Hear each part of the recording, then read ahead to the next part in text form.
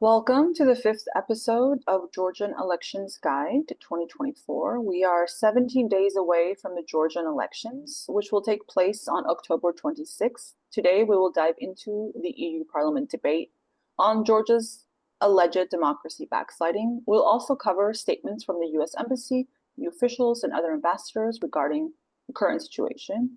We'll also discuss the Anti-Corruption Bureau's designation of Transparency Georgia as a political formation and then backtracking.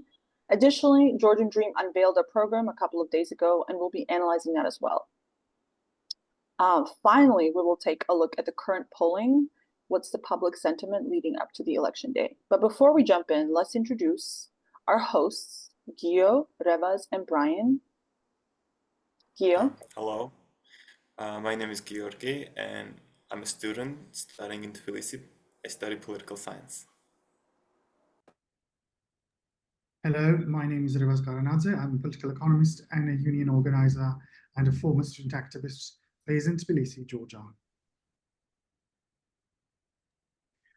Hello, my name is Brian Gigantino. I'm a historian and co-host and co-founder of the podcast Reimagining Soviet Georgia. I'm from the United States and live in Tbilisi, Georgia. And I'm Sopa Japaridze, happy to be here, and let's just dive in. Okay, so Georgian Dream unveiled their accomplishments and what they want to see in the future of Georgia, what they're working on. Who saw it and who would like to kick things off?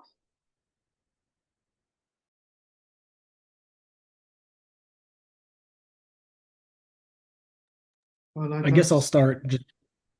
Go ahead, Ravaz, you start. Thank you for letting the Georgians speak about the Georgian elections first. It was a joke. So apparently what Georgian Dream unveiled yesterday, I think it was yesterday or day before yesterday, was they started their program by comparing their achievements, what they did and what were their achievements after 2012. They mostly spoke about the numbers and how Georgia has been going forward, especially in these international organization ratings about democracy, about business and free market, and how it is easy to make business here, etc., etc.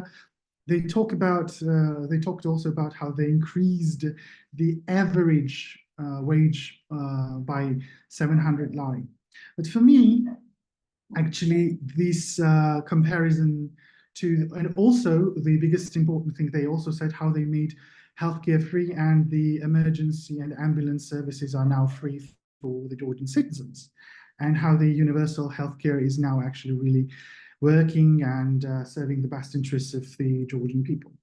However, considering the fact that I have personally experienced working in the union, and we, along with Sofia Sopo, we have fought for the labor rights, we fought for the living wage and also the minimum wage. I found it a little bit lacking content, considering the fact that he never talked about the inflation, never talked about that the increase of the average wage actually does not mean anything anymore. The 700 lari increase is basically because we have a huge inflation now, because I think the prices are going high and skyrocketing, because the price of bread, for example, has gone up by 300% in the last 12 years. That's a lot considering Georgia.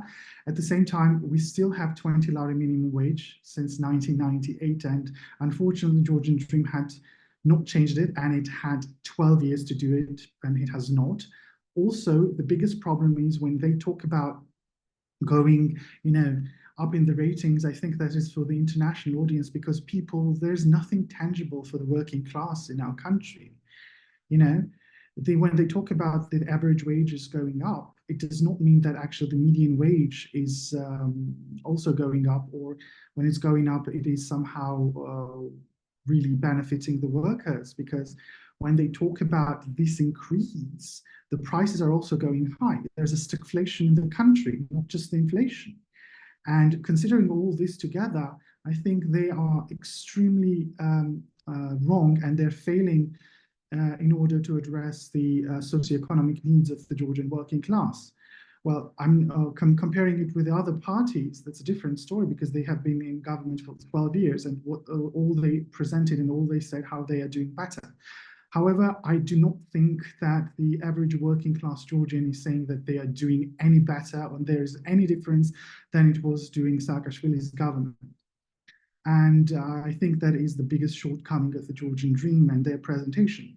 Although I think Sopo, Brian, and Georgi, you can also speak about what they presented about the future, projects, etc., and all the work, all the jobs they've created, and all the things they have done.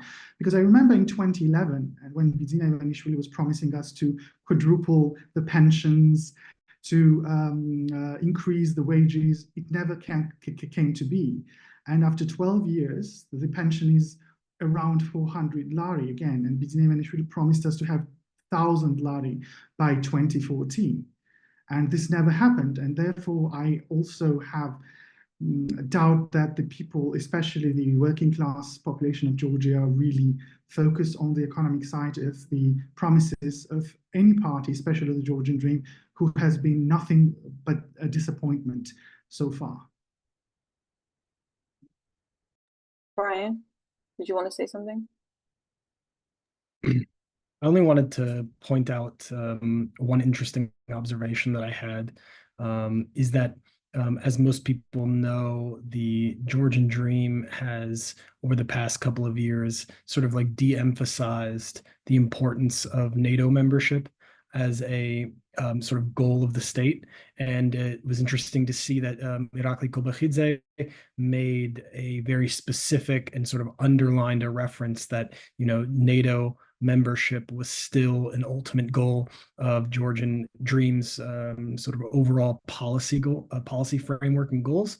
And it's interesting. Obviously, there's this Article 78, which is a constitutional amendment which necessitates that all Georgian governments pursue NATO and EU membership. So of course they need to say that, but it's been interesting that was a sort of side point that was emphasized when actually Georgian Dream in recent couple of years has seemed to go to great lengths to avoid really like emphasizing or discussing the NATO issue as part of this sort of strategic patience approach with Russia. And so that to me was an interesting note. Yeah, so what I caught was that the presentation was about the logistics, the highways that are being built, the Anaklia port, promise of 200,000 new jobs with this rise, if the continuation of the increase in economy, continues, then about 200,000 new jobs will be created by 2027, I think, or 2028. So it was a lot about these like mega kind of more projects. It was about they did mention that they have significantly tackled poverty and that they want to reduce it down to like less than 4% or something, and also that unemployment was halved and so on. I think what's really important, as you said, a lot of it, like even with like we represent workers and a position of working class, and I think one of the biggest things that people don't seem to understand is that even if, and I think a lot of business in Georgia would benefit from trade with Russia, say, right? And a lot of like farmers and so on, they are urging these trade with Russia, and they want that. Industries and so on. Problem is, if you don't have a working class approach, a doctrine to implement, there is no trickle down to the worker. Like we have situations where there was like European projects that benefited a lot of small time farmers, and they increased their sales, they got better equipment in every possible way, but they did not raise the wages of the workers. They kept them at like poverty wages. So it doesn't naturally happen. Like this is the problem with, I think, opposition, Georgian Dream, and literally every single party in this country. They think that prosperity, if you build it in a certain, like if you build it up from the EU, from China, from Russia, whatever, that will automatically go down to the working class and make everyone's life who's not a small-time entrepreneur automatically better. And we have seen time and again that just doesn't happen. So any kind of leftist would have to prioritize what our position as left is to prioritize working class, prioritize minimum wage, a living wage, prioritize unemployment insurance, and so on. Give benefits to workers, not just poverty reduction. Poverty reduction will come when people have jobs that do not pay poverty wages. We can say people who work still get benefits from the state, which happens also in the US and many other countries. The state subsidizes poverty wages. And so that should not be it. When you're working full-time in this country, you should be able to afford a decent life. And that is something I am not willing to ever budge on. And so that's a huge problem. Just not just people look at it as like it's like inflation, and number one problem almost always is like banks. And why do people need to get bank loans? Often it is because their wages are not enough. We did an internal study of our union. We asked the nurses, and it was like 96% of them get loans to subsidize their own poverty wages. This is not a way to build a, if you want to say, middle class or empowered working class. And this is the problem because most people then tend to leave or emigrate and so on. Also, not a lot about emigration, but of course it's a presentation, so you're going to talk about like all the things you've done well and so on. And I don't know, how can anyone, it's such a hostile environment in Georgia, and no one accepts like real criticism. If you criticize one thing, they assume that you are, on the opposition. If you criticize the opposition, you're automatically a government stooge or Russian agent. It's a really hostile, very toxic place to even discuss and bring up real issues that actually affect people that could change them. Instead, we are continuously concerned about, the culture sphere, spheres like small business, big business, and all the interests that most of us are workers, okay? Most of us are workers. Most of the issues that are being talked about are not issues that most of us face. Yet those are the ones that are dominant, and those are the ones that get all the airplay. And all the opposition channels, they pretty much just show bullshit all the time. Like, there has nothing to do with real, like, or they'll start like being like, oh, like I saw some video, they were like, there's all these social problems in Georgia, and if we join the EU, like automatically all of those things will just go away. That's ridiculous. That is a complete lie to offer up EU membership as somehow that's going to improve everything. That is lying to people. I find it criminal to even do that. So, any other comment, Gio, before I move on? Yeah. Well, what I found interesting about this whole program is how neoliberal it is. It's basically like a trademark neoliberal development of a government, of a state, I mean. And the most interesting thing for me was definitely how they plan these mega infrastructural projects, mostly the highways. So they listed all of the highways that they're going to do. It's like Tbilisi-Batumi highway, Batumi-Sarpi, highways connecting Azerbaijan and Armenia, highways to Lagodekhi, Rustavi-Tbilisi highway, and also apparently they're going to build an international airport in Vaziani as well. It's very reminiscent of Highway Act of 1956 in USA, just basically like highways, cars and trucks. While they completely ignore, I don't think that they even mentioned, for example, railways or any kind of like public transportation, or even like Tbilisi Metro, which has more riders than, cars. It's very disappointing because public transportation in Georgia, it's not bad per se, but it really needs an improvement, especially railways that connect cities, because that's usually how people commute to different cities, because it's slightly more affordable. And it's definitely a working class issue, at least for me it is, because I have to frequently go to, Baksuk to my home. And it would be nicer if they would ever make even a plan to develop any kind of public transportation. But mostly what I see is an extremely like 90s type of neoliberal way of, promoting businesses, which, as Sopa said, will probably generate some kind of income for the country, but it will definitely not trickle down to the actual workers and people. I'd just like to just add one little thing that Yogi said about commuting and using the public transportation. If you remember, they had this promise that they would build a special sort of train or high-speed railway between Rustavi and Tbilisi, but that never came to happen. And so somehow Georgian Dream abandoned that plan. And also, if we compare the program of 2024 to the program of 2008 of Saakashvili's program, they're almost the same. Saakashvili was also promising about ports, highways, great infrastructural projects, but also, unlike Saakashvili also promised that state would fund and open 100 new factories. And Georgian Dream did not even talk about that the country needs production and production economy at all. All they focus is how we're going to get integrated into international markets, and the investments will come flowing in the country. That would also create this idiotic idea of trickle-down economics that has never happened for 30 years in our country. And just final word. In general, this is a very of course, it's neoliberalism. No one's offering any other solution, nor Georgian Dream, nor any opposition. They just want to continue neoliberalism. I would not trust anyone like power to give us any benefits for working class people. I think this is why working class people need to organize more. We need to do more ourselves and fight for our rights to actually have some power.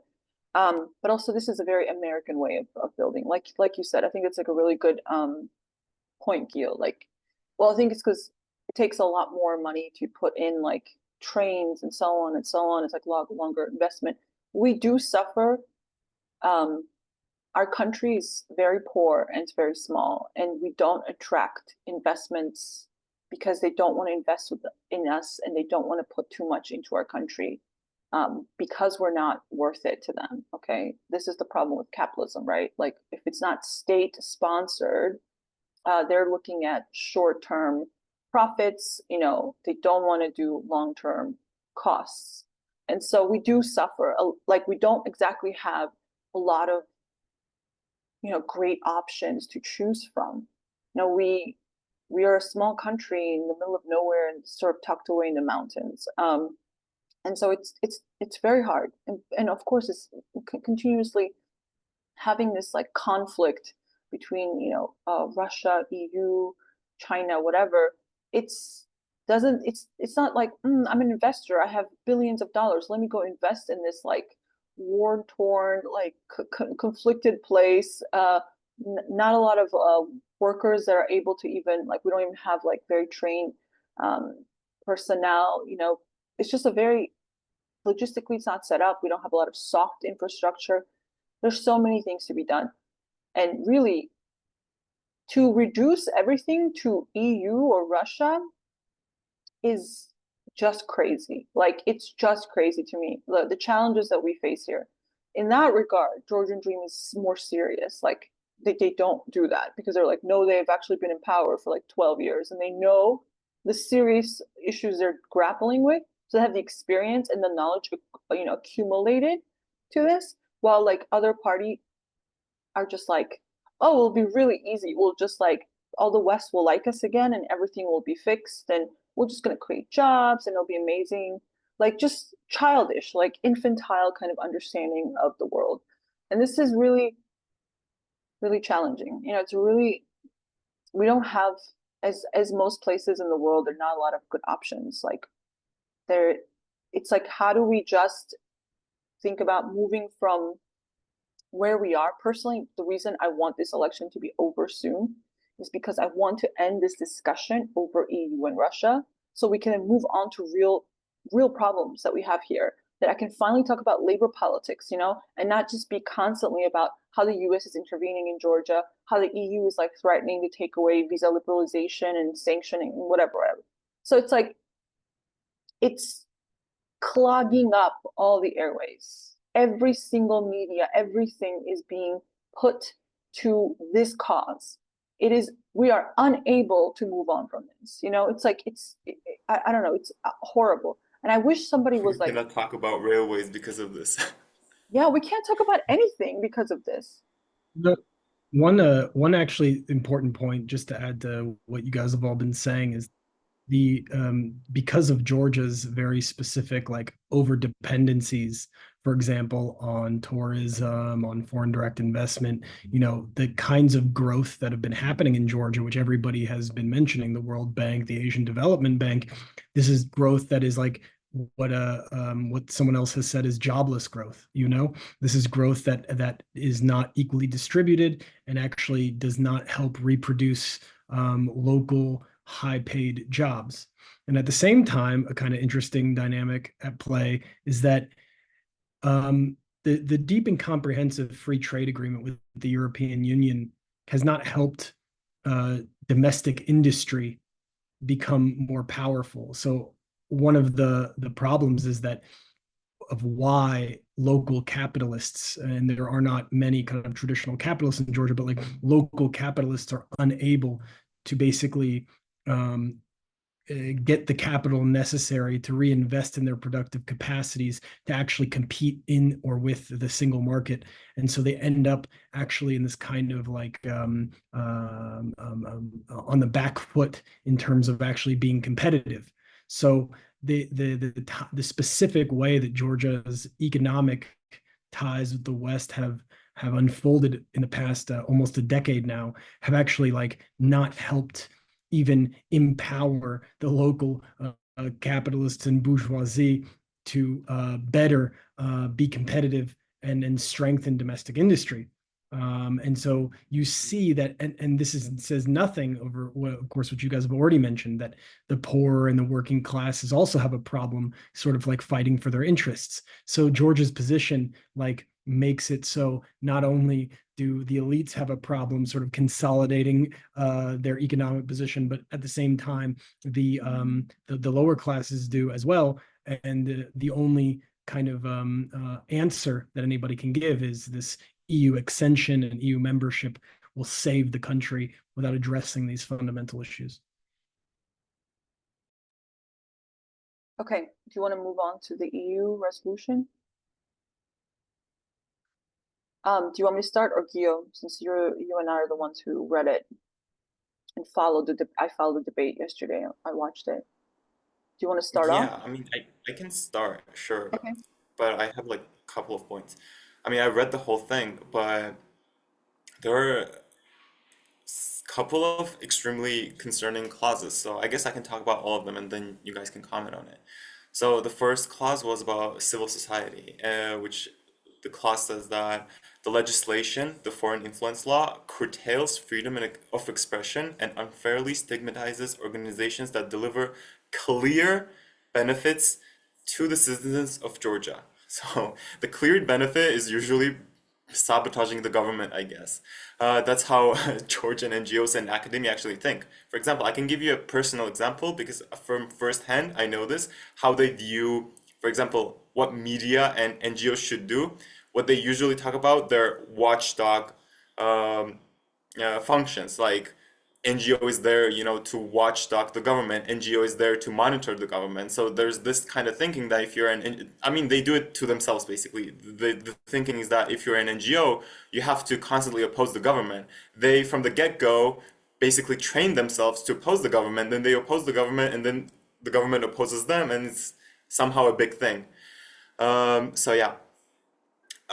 Then another quite interesting thing was that in this resolution they call Bidzina an oligarch, like outright. I don't know if this had happened like officially before, because I remember in 2022 and 2023 they sent us like 9-point resolution, 13-point resolution. In both of them they talked about de-oligarchization, but they never have specifically mentioned anybody. But in this resolution they finally call Bidzina an oligarch. And they're appalled that Georgian Dream is trying to reach a supermajority, which I don't know if they need like a lesson in politics, but basically every party probably wants a supermajority in any government. They mentioned that Georgian Dream wants to outlaw the former ruling party and is a danger to democracy because of that. Never mentioning the fact that the former ruling party is associated with human rights violations and abuses. Probably the most disgusting, distasteful parts of this resolution is how they weaponize and politicize Quesaria's death, the very famous transgender woman in Georgia. As if, they talk about as if, this recent law on LGBT is the reason why she was murdered, which is an absolute distortion of truth. The murderer, Quesaria's not ex-boyfriend, the boyfriend, was already abusive even during the times when supposedly Georgia had great LGBT laws and freedoms and all that. So, he had a track record of being physically abusive. This law had nothing to do with it. It's just an unfortunate situation. So yeah, but they constantly weaponize it because they know that they can rally LGBT people and, I don't know, their allies against the Georgian government if they will constantly weaponize Quesaria's death. And it will get more support outside of Georgia to rally, people outside of Georgia against Georgian Dream as well. To create this vision that Georgia is somehow an oppressive, it somehow is now oppressive against the LGBT people, as if, like 5 years ago we had this gay utopia here. Now that was the most appalling part, but the most destructive part is how they talk about sanctions of Russia. So EU basically blames Georgia for not sanctioning Russia, and on top of that, helping Russia circumvent existing sanctions. They blame GD for a dependency on Russia, which is false on so many accounts. First of all, Georgia is a small nation, and Russia is a big nation, big neighbor. So trade between Georgia and Russia is basically natural, and it's almost impossible to outlaw it. And to say that the Georgian Dream is the reason why Georgia is dependent on Russia is absurd, because even during Saakashvili's regime, our biggest trading partner was still Russia. And in fact, I would say that Georgian Dream at least some kind of diversified our, like foreign economic partners with, for example, China. They made lots of, trade agreements with China. So in fact, I would say that we're less dependent on Russia because of Georgian Dream. But overall, sure, this dependency will always exist there because, for example, we need gas during winter, and the main exporter of gas, natural gas, is Russia. There is just no other way to go around about this topic. Then there was also a different Western affiliated NGO that I just remembered it while I was reading this resolution. They made a video about apparently how through Georgia, Russia receives like $10 million for its military annually. So for people who don't really understand government budgets, $10 million might sound so much. But I checked it, and Russia annually spends more than $130 billion on its military. So $10 million, well, first of all, that's not really a reliable source. Let's make that clear. So even if it's true, $10 million is nothing compared to $130 billion. And on top of that, it's extremely hypocritical that EU is talking about it, considering that nations like Lithuania, Latvia, and Estonia constantly circumvent the sanctions against Russia, and they probably benefit Russian government way more than Georgia does, despite being one of the most frantically anti-Russian post-Soviet nations so far. So yeah, maybe you guys can also add on it. Yeah. So I think this resolution is exactly what is wrong with the way EU approaches Georgia. It's like an example of that, illustration of that.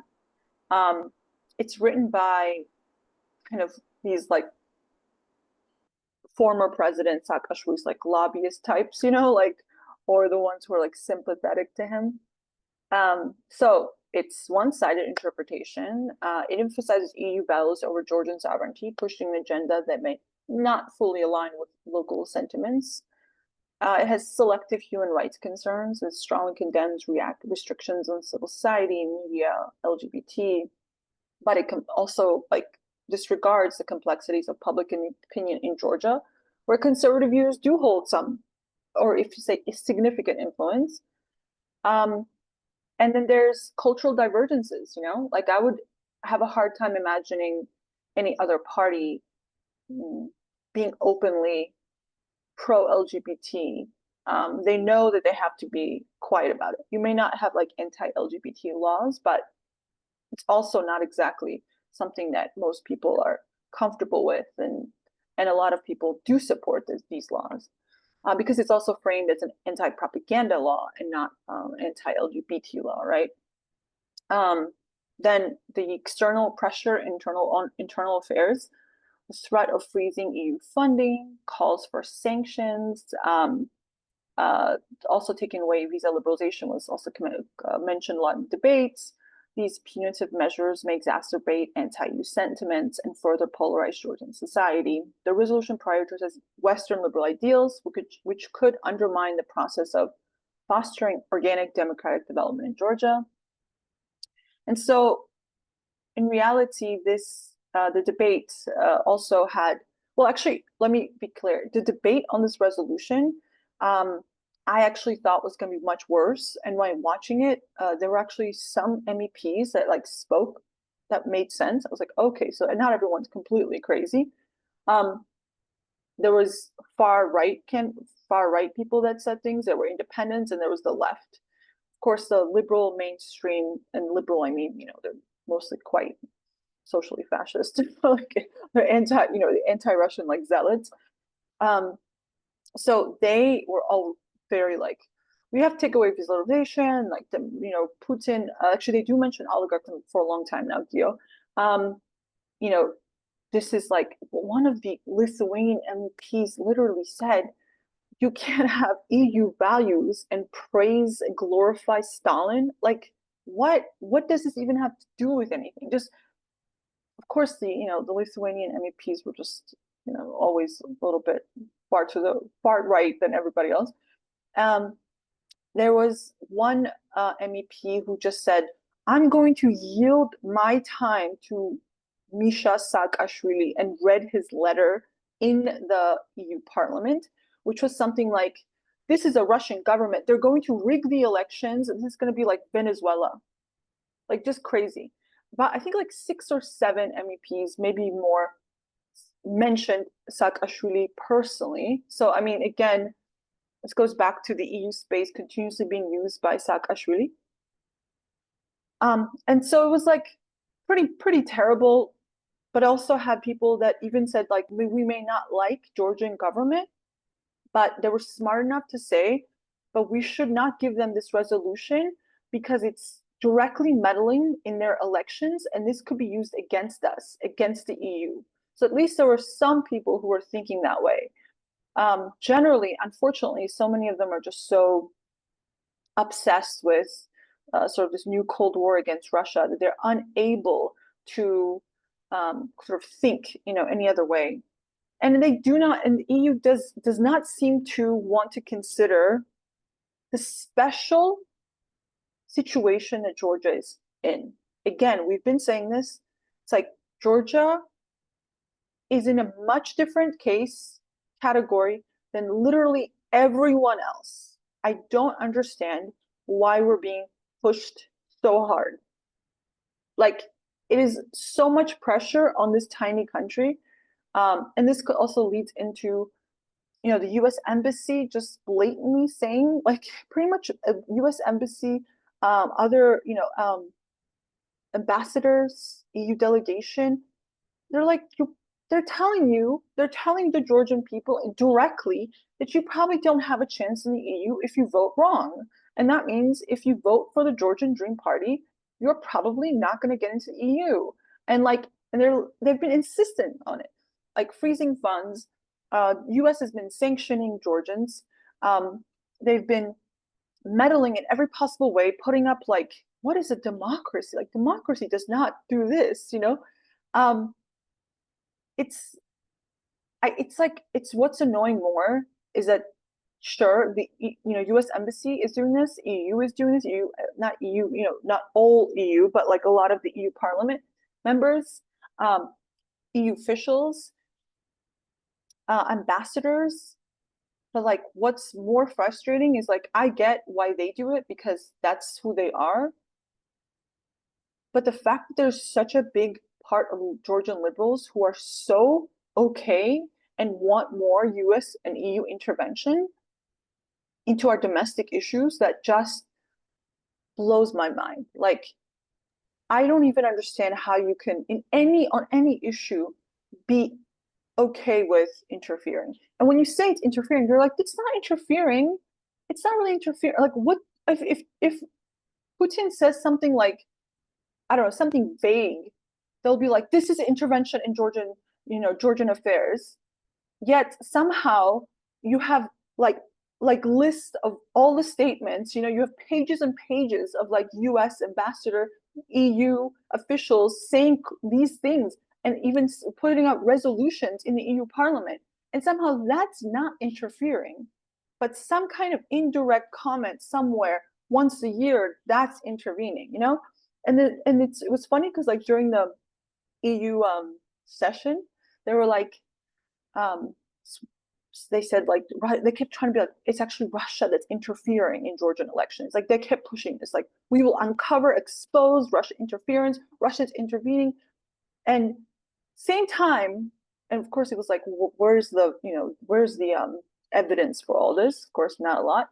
But then they're like, well, they're occupying the country, so that's intervening. It's like, okay, sure, that's occupation, sure. Are they directly intervening in the elections, like making comments like you are? And then somebody was like explaining, like, well, the EU is also like funding all the civil society, US is funding civil society. And they were like, oh, that's not intervening. That's not intervening at all. But somehow Russian disinformation, which barely exists, because anything they consider, like if you criticize the EU, is considered Russian disinformation. If you like the Soviet Union, if you say anything like, oh, I liked my free healthcare or my free apartment in the Soviet Union, that's considered Russian disinformation. So the way they judge and the criteria they have for Russian disinformation is absurd. And yet the criteria they have for what they consider meddling from the EU is completely different. And they deny every single time that, oh no, this is not meddling in any internal elections or internal politics. Can I go, or you would like to continue? Okay. So two things I would like to address at this very point. People generally who think about like Georgia deserves or Georgian officials deserve, sanctions. I want those people to have same methodology and same standards, because I see double standards here. When every 10th person in Georgia was a prisoner of Saakashvili's regime, and there were huge human rights abuses, when the students were, beaten up in the universities, when people were literally shot and killed in the streets, I have never once heard from the Americans or from the Europeans that Georgian officials actually deserved sanctions. People who are actually indicted and are charged and have criminal charges because of these violations against human rights have actually found, some of them actually found shelters in the European Union territories, in Ukraine. And I think that is a big problem. People who were literally involved in mass torture of prisoners have never received even one announcement or one threat of sanction from the Western powers. And I think there's a double standard there. And many Georgians do actually see that. Unfortunately, many young people have not experienced that in their lives, but I have experienced that in my life. One of the prison guards actually hit me with a huge book in my hand, and I found out that that was abuse, of course, when I was interrogated when I was a student. And that guy got an asylum in Sweden, and now he lives in the United States or Canada, if I'm not mistaken. I've been tracking down him for almost 8 years now, but unfortunately I cannot find him because he got shelter in the Western countries. Additionally, the other important thing is that the European Union, I don't think, is playing smart.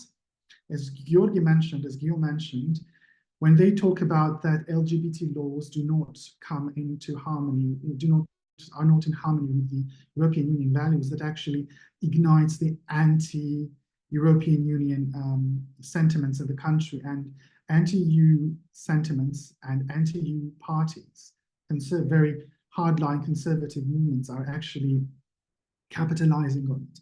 And many people are saying that if that is the European Union, then we do not want European Union that is forcing down on us the LGBT agenda. That's how they call it, and that's how they see it. Additionally, these European Union parliamentarians that talk about Misha and make the speeches and yielding the floor to Misha's letters are not also giving hand to the opposition that is trying to step away from the shadow of Saakashvili and trying to say that they are different, that they have their own agenda, that they are different, they do not want to have anything in common with Saakashvili. That does not help. That only helps the Georgian Dream and the populace that thinks that, well, if Saakashvili is back, then these parties actually will be under Saakashvili. They are not the sort of alternatives to the Georgian Dream or the UNM. Therefore, they become more and more scared of. And it's very interesting that today, actually, I read that the US embassy has somehow changed its tone. Unlike several days ago when it was talking about the democracies do not go against the opposition, while we saw how democracies, especially in the United States, is trying to persecute their former president. This country, for example, the United States, that was blaming the UN and blaming the Georgian Dream and saying that the election of the Georgian Dream would directly result in worsening of the relations in the UN. There would be no possibility for the Georgian Republic to ever become part of the Union. Today, the Georgian, after I think they received a lot of huge backlash also, and United States ambassador was actually praising the Georgian Election Commission today, and also said it was interesting that if Georgian Dream wins, and Georgian Dream has been a democratically elected government so far, and if Georgian Dream wins democratically, then we have to recognize that and work with the Georgian Dream government in the future. So that is a huge departure and U-turn from the official statements that were made by the US ambassador, even, and not ambassador personally, but embassy, even yesterday. And I think it is looking interesting what the embassy is up to, because they are sort of changing their tone. And I think they might be they might be realizing that what they are doing actually looks very, very bad, and very, very bad on the US, and how US is actually meddling. People can very much feel and understand it. And the electorate is not just hipsters and young people who would come out in the streets in thousands in Tbilisi and Rustaveli. And the electorate is quite diverse and quite conservative, rather than the pro-EU and pro-NATO liberal youth. There are people that actually have lived and experienced 2008 war, and the Ukraine does not really look appealing, the situation in Ukraine. Therefore, many people that are going to vote actually will decide not, unfortunately, on socioeconomic issues, because there's no room left, as we had discussed before, but will actually vote for stability and peace and no more war with Russia. That is the main idea, and actually that is really affecting a lot of actually older people and people that have had some experience in their lives. Thank you. The only thing I'm going to add, just a very small, quick comment, is that one aspect of the EU debates that I think gets lost in the Georgian media sphere, or in both the Georgian language and English language, is that, there are splits that are very serious and fractures inside of the European Union. And those splits and fractures actually determine how and why certain actors inside of the European Union have decided to make Georgia kind of like their pet project. I mean, for example, when the protests against the so-called foreign agents or transparency law happened, the Bundestag member Michael Roth made it a kind of mission in the lead up to the EU parliamentary elections to use the tensions inside of Georgia as a way to negotiate and navigate certain positions inside of the EU. And so I think it's actually really important to understand that these splits inside of the EU also affect Georgian politics. As we know, the main reason that Georgian Dream has relations with Hungary have a lot to do with the fact that it's an EU and NATO member state, and it is having like disagreements with other EU and NATO member states over how to orient itself towards Russia and towards China and its use of cultural conservatism. So it's very important to watch these splits and debates and actually understand that they have a lot of effect in how Georgian politics domestically get negotiated and how the EU itself. So right now in Brussels, the European People's Party, Ursula von der Leyen, these kinds of forces are in control. So they're dictating EU policy, but that may change as time goes on. I can make a quick comment on what Sopo said before about, how parties are slightly more, like careful when they talk about LGBT issues in Georgia. I just remembered the fact that, for example, during previous elections and in 2012 elections, a lot of parties they would never mention LGBT outright, but they would talk about minorities, and one of the minorities that they would usually list is sexual minority. So that's how the political elite would usually talk about LGBT issues. They would mention sexual minorities. Now, interestingly, because in the previous episode we did an overrun of each major political party program. Well, I did two parties, right? One big coalition, so Strong Georgia, and also Gaharia for Georgia. And they did talk about minorities, but interestingly, they never mentioned sexual minorities. The parties no longer, well, at least the ones that I've read about, no longer mention sexual minorities. Not just Georgian Dream, but also like other opposition parties. For example, Strong Georgia, in their political program, they mentioned women and ethnic minorities. So they did mention minorities. It just, right now, the sexual minority part was just removed from the equation. So that's an interesting development. It's not just the Georgian Dream, as some portray it is. But the thing is that, Gil, it's not just not no longer. They never did. The only party that mentioned that was in 2017 local elections, the Republican Party, that is a really, really small party that's almost reduced. They never have mentioned that.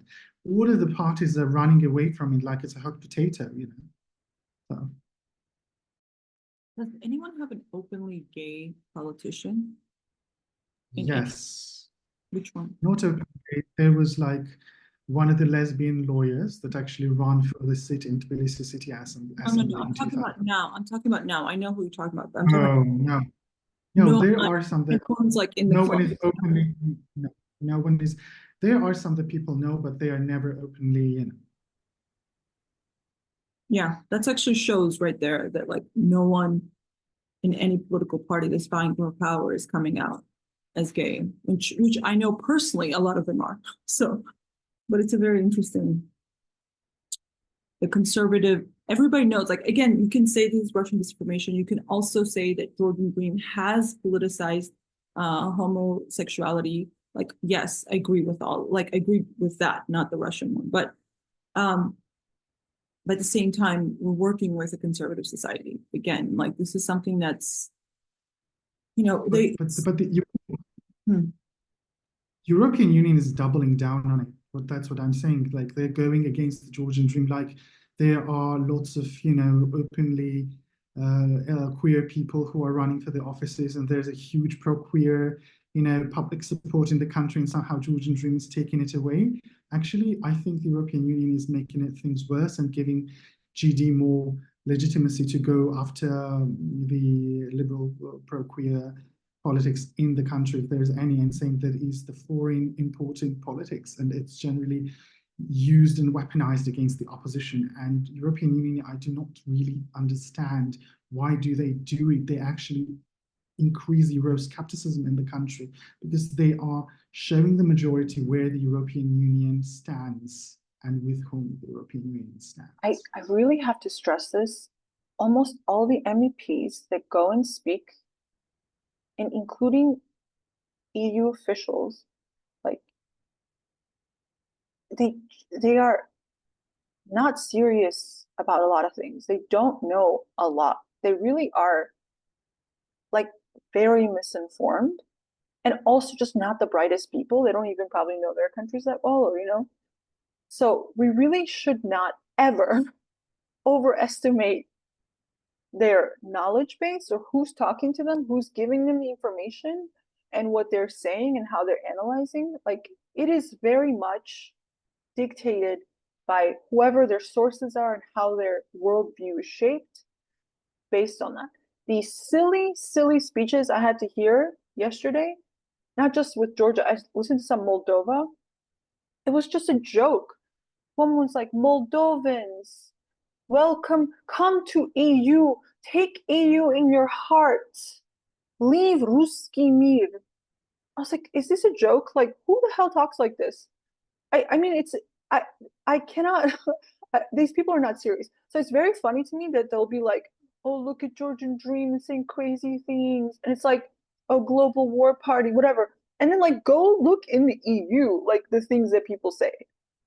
It is. I just want to say, Sorry, go ahead. I just want to say, sorry, just to add a little bit of humor to the discussion. When you mentioned the global war party, the German ambassador to Georgia yesterday or 2 days ago at a party, which was the Day of German Unity party, gave a speech in which he referred to, and he said we don't invite members of the Georgian government or opposition parties, and we are going to be neutral, but Georgians must vote for the European future.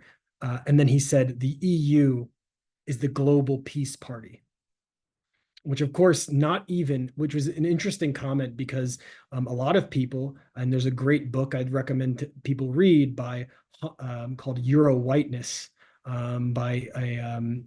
which is a very good look at like sort of the recent EU shift to a more civilizational and ethno-national kind of orientation. But in the book, the author Hans Kundnani, excuse me, he shows very clearly how over the past 10, 15 years, but even in longer than that, the EU has been participating in various armed campaigns, has had a very kind of strict and rigid anti-migrant policy, right? And then of course, since the Ukraine war, has been militarizing. So this idea that the EU is a quote unquote normative making peaceful civilization is a complete propagandistic facade, not just lie, but it sort of covers up the actual position of the EU, both globally and regionally. I'd like to add one more thing. If Germany really wants to talk about the peace and Georgian peace, firstly, they should come to Georgia and apologize for the Second World War massacres and Second World War atrocities that they've done to our country, like Willy Brandt did to the Eastern Europe. Since they are very much supporting the independence of post-Soviet countries now, they should start traveling and apologizing to the post-Soviet countries, starting with Georgia, for example. However, I digress that point. What Soko said about these are people that are not serious, I know, because in Germany, people don't really go to the EU elections that much, and there's a level of local elections and the state elections and general elections compared to the EU elections. The voter turnout is absolutely different, right? If there's like 50, 60, 70% turnout for the German elections, local or general, there's only 30 to 40% turnout for the EU elections. And these people are actually made to be like gods by the Western propagandist televisions in Eastern Europe, not just even in Eastern Europe. I think Slovakia and Hungary and some other countries have sort of more experience, and they're not giving that much attention to the European Union. But I mean, like countries that are aspiration member states like Georgia, Ukraine, and Moldova, and these Western-funded NGOs and Western-funded propaganda media is presenting these European Parliament members who do not actually have any real political power, like legal power, because their resolutions are not even binding. These people are presented as some sort of gods, some sort of experts, some sort of, the ones that we'll have to listen to, to heed their calls and etc. And that is also problematic, because that has been working so far in these countries. And I hope this is slowly also changing, because our people are slowly realizing who these charlatans are. Like, for example, this young woman like Margarita Grebovna, or someone that was from Pirate Party that should represent intellectual rights, freedom, etc., who's been coming and talking about how Saakashvili was actually defending human rights, etc. It just shows how little knowledge they have about the recent history of our country, or how they don't even probably know that Georgia has a different alphabet than, for example, Cyrillic or Latin or whatever. They're so undereducated, and they think that we are such a low-level people that if they say something like Sakartvelo, that is Georgian name for Georgia, in Lithuania, that would make them like very popular in this country. Yes, that was the case, unfortunately, for many years. But now we can see through your bullshit. Thank you. You don't have to keep thanking us. I'm trying. When I'm finished, I don't know what to say now. Okay. So polling, I think that's our, transparency in Georgia, sorry. Let's move on to that. Does somebody want to open, or do you want me to talk about it? Go, please open. So there's an anti-corruption bureau, something like that. That was set up a couple of years ago. I even read the Venice Commission. It's, they had a lot of criticisms that it wasn't, multi-party enough, didn't have enough power, the prime minister appointed, and so on and so on. It's supposed to be sort of leveling the playing field in elections. And we have like a law about elections, like on political organizations and people or organizations acting as political entities. And so Transparency Georgia, which I do consider is a political organization, but because they are, so they were ruled as being a political organization. And then this was attempted to be repealed. The Tbilisi courts upheld it, that they were a political organization. Therefore, they must be under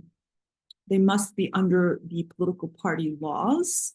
And so this became a scandal. International observers and so on were notified that this was like Georgia was taking away Transparency Georgia's right to monitor the elections, and that they had to like show their bank accounts and so on and so on. But then once it looked like it got really tense, Georgian Dream reversed course and is allowing them to now monitor the election. That's the sort of short version of this.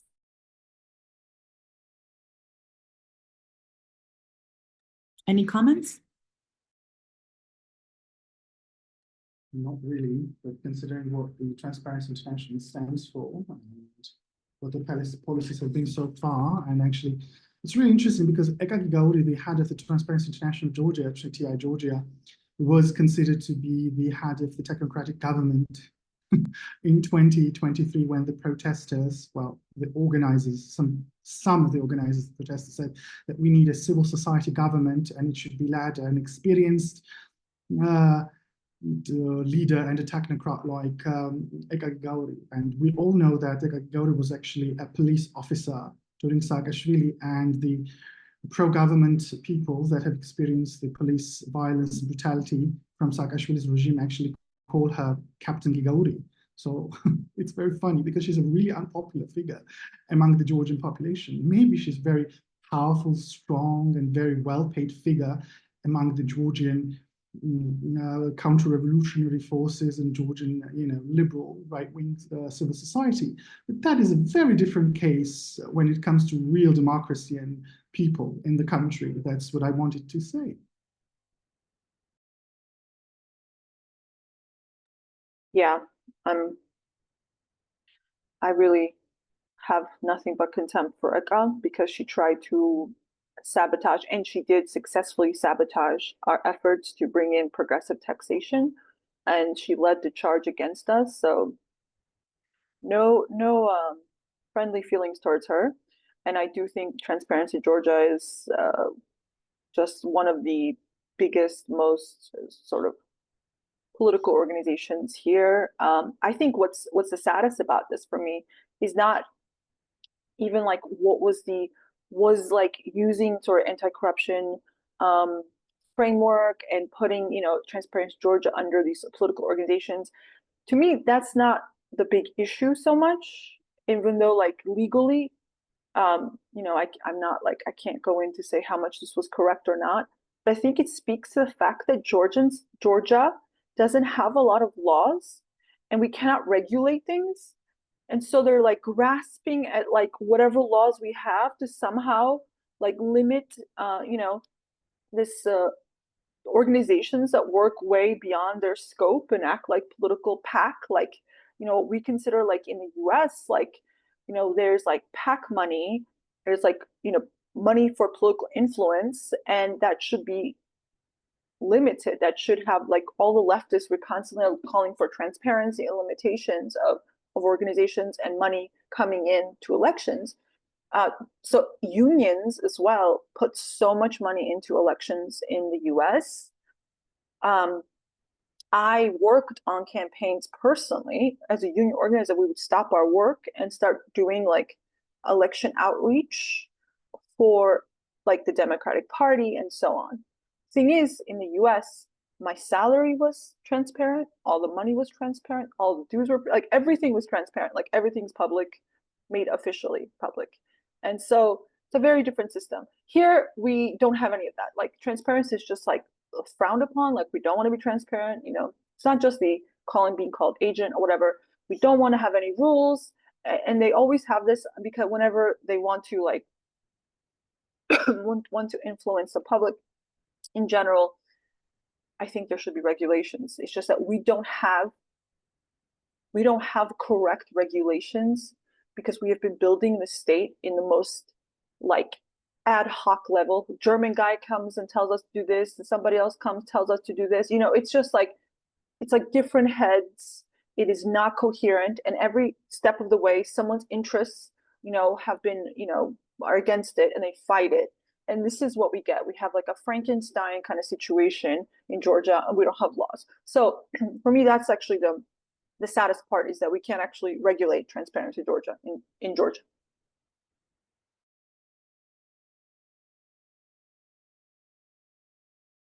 Okay, polling. Let's go. Well, it's about polling, and polling in Georgia has always been sort of a controversial issue. And there have been multiple polls, but all the polls actually show two things mostly. One is that the Georgian Dream party is leading in every poll. And secondly, many people actually think there's no party. Around 60% of the people say that no party represents their interest. Hence, the thing about the working class interests have never been represented, the issue that we're talking about.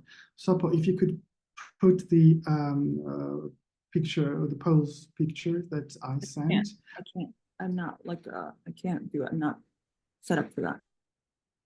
You just okay. Got it. Okay, I'll just talk about it then. The issue is that we should also bear in mind that polls are very much biased, and who orders the polls, and the polls show the penchant in their favor, the political. I remember that, for example, in 2012, the NDI and the Edison Research were saying that Georgian Dream and UNM were tied. And I remember Edison Research published their latest polls in September. It was 35% to 35%, both. However, in the elections, we got 56% to Georgian Dream and around 39.9% for UNM.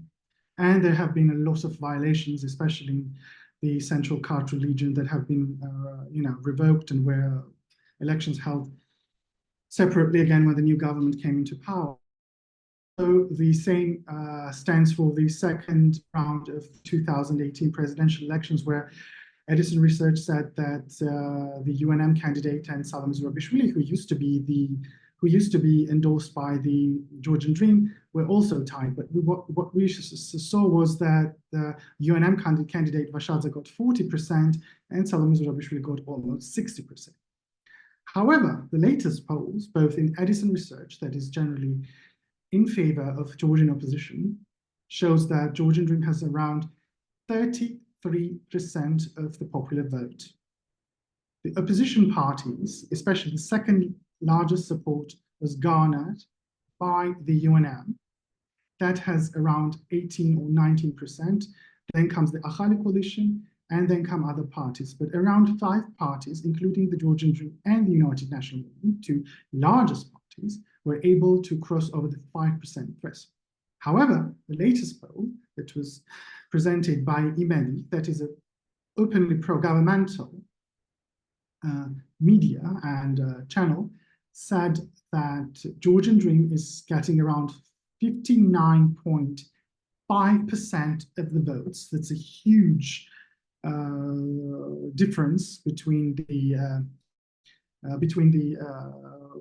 pro-opposition and pro-government polling, and UNM is only getting around 13.6%, and Achali is getting around 10.3%. But if we look closer and compare it to the previous elections, we can say that Achali coalition actually split the UNM votes, because Achali leadership does actually consist from the former chair of the UNM, Nika Melia, and former media personality and the Attorney General of the UNM, Nika Guaramia, basically taken away around 10% from the UNM, because UNM mostly garnered between 24 to 28 to 30% in the elections, fluctuating between these points. Now what we see is there's a split among the UNM. So UNM, instead of getting more than 20% in the pro-governmental polls, it says around 13.6%. And no other party is able to cross the 5% threshold. Lelo, Gaharia's Lelo has only 4.5%. Gaharia's party has around 3.38%, and the other parties are below 3%. Therefore, only 3 parties are expected to cross the 5% threshold according to these polls. It means then GD might be actually taking supermajority, maybe not the constitutional majority, but supermajority in the parliament, considering the fact that you need around 100 people in order to open the parliamentary session, the first parliamentary session. The GD and the votes that won't be allocated because of the 5% threshold will garner GD supermajority. We don't actually know how precise and how correct this polls, of course, will end up to be. However, this is more or less saying that every poll is actually expecting the Georgian Dream to have at least, if not the supermajority, but at least a majority or super plurality of the seats within the parliament after the election results will be announced. Any comments? Well, we can talk about how Edison Research did the actual polling, the colors of it. Wasn't Edison, by the way. It was it's like a European one. I made a mistake. But yeah, you should talk about that. I mean, if you share the picture, I just want to talk about the colors of it. It's very interesting. So they made a research, the poll. So the major parties, basically Georgian Dream, United National Movement, Strong Georgia Coalition, Coalition for Change for Georgia, and Alliance of Patriots. So the last 4 political parties and coalitions got, just the regular colors, yellow, purple, blue, whatever. But the interesting thing is that colors they assigned for Georgian Dream and UNM. So the Georgian Dream polling section got blue, red, and white, because the background is white color. So basically the Russian flag. While the UNM polling section got yellow and blue, so the Ukraine. Oh, well, here it is. Which is basically signaling who people should vote for. So this is polling on people who are 65 years old and plus. There's a separate poll for younger people, which shows that UNM is leading there. UNM, Coalition for Change, and For Georgia party, which I don't think that for Georgia party actually has that much support amongst the youth. But I don't think that this this whole Edison research polling is reliable to any certain extent. But it just the political messaging here is extremely funny. That Georgian government is apparently Russia and UNM is apparently Ukraine. It's the good side and the bad side. So when I posted this on Twitter, people said that the colors were just accidental, that this was Georgian Dream just belonged to S&D like before they were kicked out actually. And then like the People's Power belonged to this other group. And that was a color, I think blue, or I can't recall which one was which. And then just so happened that this is why the colors came up that way. I find it very hard to believe, because it's very much signaling that this is a Russian flag. I'm also confused. Why does it say Edison Research? Because I was told it was not Edison Research. This is actually confusing. Did the Georgian This media? is what the Net Gazette media used. This Oh, is so they called it Edison, because when I said Edison, people were like, no, it's actually Europe. It was like a European one that. Formula channel, Formula TV. Okay, I'm gonna stop this, but it's very like I find this very revealing. I mean, it cannot be accidental because every other party was assigned one color, and GD and UNM gets assigned two colors. I mean, yeah. Coincidentally, Russian and Ukrainian colors. I know. Yeah. Any last comments? I think we should wrap it up. Do any of the polls actually show the undecided voters? Because I remember seeing in some polls that there was like quite a hefty portion of the electorate that still said they were undecided. Yes and no. The latest polls actually do not show the undecided voters. The latest polls only focus on which party is going to win, or which party is going to get what, how much percentage. Unfortunately, generally, it's like the early polls show the undecided voters and the preferences of the party, and later polls, like since summer, have been showing only the party preference and who they're going to vote for. But undecided voters from the previous polls, what I remember is around 60%. Not just undecided voters, actually, I'm sorry, it's not undecided voters. It's the voters who say that they don't see that any party actually represents them. It's the people who are disenfranchised and disenchanted by all of these parties at all. They say none of them represent them or their interests. And if you look, what are the main problems of the people and these main policy issues? It's unemployment, it's wages, it's socioeconomic issues. It's not about the foreign policy. Even the right-wing media pollsters, they say these are the main issues of the people, because these polls are made throughout during the time when there are no elections. Therefore, these issues like EU and the foreign policy are never the priority. Even Abkhazia and South Ossetia issue is never also the priority. It's about jobs, it's about wages, and etc. Okay, let's end. Tune in next week. We will continue our coverage. If there's something that we've left out that you want to hear about, please let us know. We try to cover everything, but it's so hard. Many things happening, and we're so limited on time.